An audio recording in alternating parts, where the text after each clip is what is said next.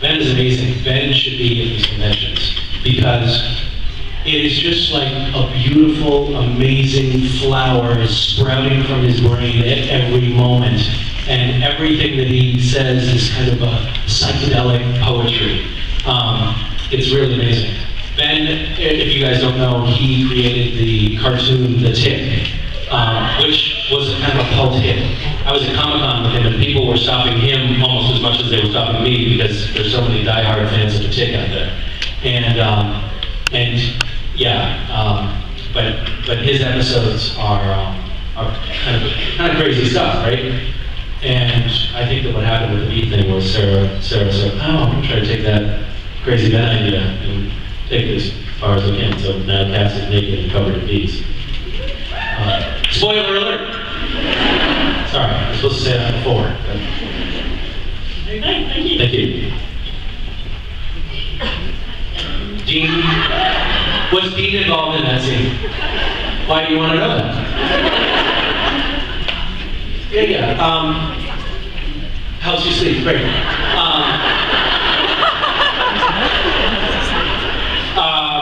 Dean was involved in the scene, yes.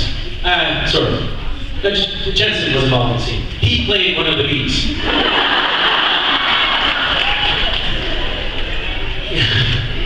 Was he naked? Bees are always naked. That's a stupid question. Hello. Hello. I was just wondering how Darius is doing. Darius, my friend, was here last year, right? Yeah. Was he here last year?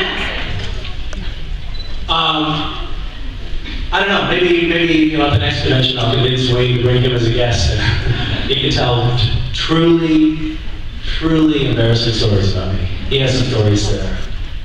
He was just he's my oldest friend, Darius, and he was just with me in Greece. A bunch of friends were there, and we were sitting around talking. And one of the things that came up in conversation, someone I guess was trying to. Someone was talking about how their husband had embarrassed her. She's not easy to embarrass. And then we got into a conversation of embarrassing me, and everyone kind of agreed it's not possible to embarrass me.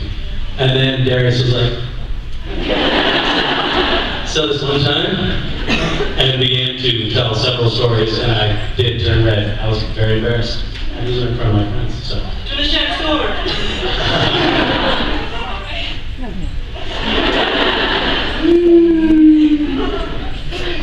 No.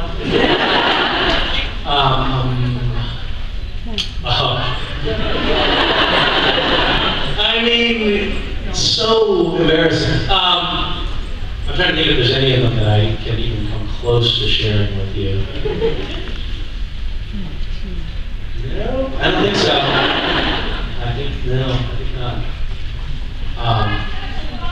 Just one.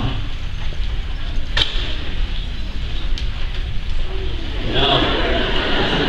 I am racking my brain right now. I'm trying to think of one that's sort of on the border. What?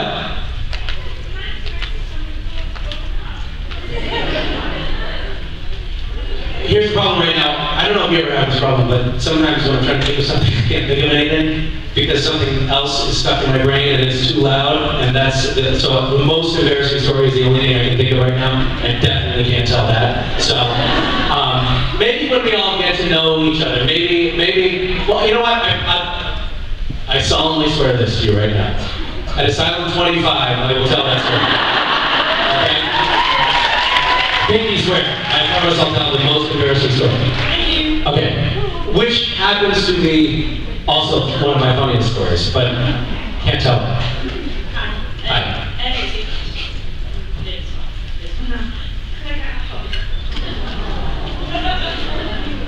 You have some kind of something, some reason that you need a hug more than anyone? Because I've hugged so many people this weekend, and the person I've hugged the most would be you. Wait, you've hugged so many people?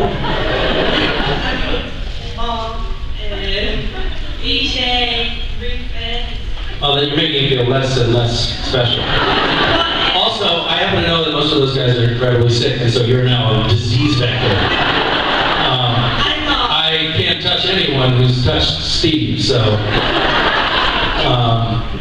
Yeah, I mean, his syphilis is flaring up right now. So, he was funny. In the green room, he's like, he's trying to read something. He's like, my vision is blurry. I'm like, I don't think I have syphilis. Damn. Anyway, yeah. But it was, I was going to say valiant effort, but it wasn't. You didn't get any, because I'm afraid that it's maybe my last day on Earth. Something to pull on the heartstrings. Alright, what if I told you that I have lazy week to become university? Wait, you did what? I've got lazy uni week to come in this week, but I cancelled it, do it all off just so I could come see you. University? Yes. But I cancelled it all just so I could do this weekend so I could see you. Oh, wow, that's very sweet. What is your question? You said you had 2 questions. Okay, the second question is basically, you're truly an inspiration, all the charities that makes you everything you do. You're warming me up now a little bit. Yeah, that's good. What I'm wanting to know is what inspires you. What inspires me? Yeah.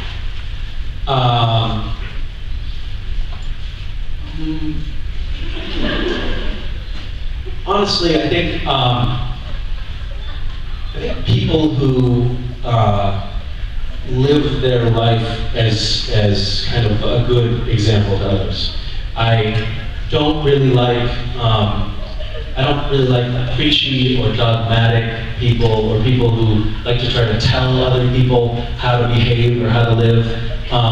But I do get inspired by people who seem to really live the example that they're trying to set. So there are several people in my life who have been that kind of example. I think I take some inspiration from, I don't know what just happened, why I'm talking about something serious, but when I was 9, I had a lot of paper routes.